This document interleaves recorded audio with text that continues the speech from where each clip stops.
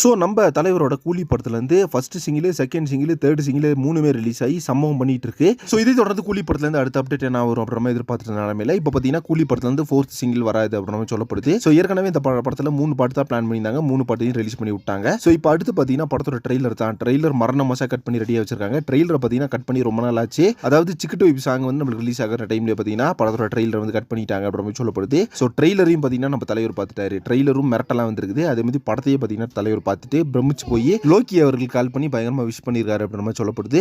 So இப்போ இதை தொடர்ந்து நம்ம கூலி படத்தோட ட்ரெய்லர் வந்து எப்போ ரிலீஸ் ஆகுது, அந்த ரிலீஸ் டேட்டை வந்து எப்போ கொடுக்குறாங்கன்னு சொல்லிட்டு வெயிட் பண்ணி பார்க்கலாம். ஏற்கனவே ஒரு இன்டர்வியூல பார்த்தீங்கன்னா நம்ம லோகேஷ் கனகராஜ் அவர்கள் இந்த படத்தோட ட்ரெய்லர் வந்து 2ஆம் தேதி ரிலீஸ் ஆகும் சொல்லி நிலமையில இப்போ படத்துல இருந்து அடுத்தடுத்த அப்டேட்ஸ் என்ன வருது, படத்தோட அடுத்த ட்ரெய்லர் அனௌன்ஸ்மெண்ட் எப்போ கொடுக்குறாங்கன்னு சொல்லிட்டு வெயிட் பண்ணிட்டு ஃபேன்ஸ் எல்லாருமே. இப்போ லாஸ்டா ரிலீஸ் ஆன அந்த ஒரு பவர் சாங் அதை பார்க்கும்போதே பார்த்தீங்கன்னா எப்படா இந்த படத்தோட ட்ரெய்லர் வரும், படம் எப்படா ரிலீஸ் ஆகும் அப்படின்ற மாதிரி பயங்கர ஹைப் கிளப்பி விட்டுருச்சு அப்படின்னு சொல்லணும். தமிழ்நாட்டில் இது வரைக்கும் எந்த படமே ரிலீஸ் ஆகாத ஸ்கிரீன் கவுண்ட் பார்த்தீங்கன்னா கூலி படத்துக்கு புக் பண்ணியிருக்காங்க.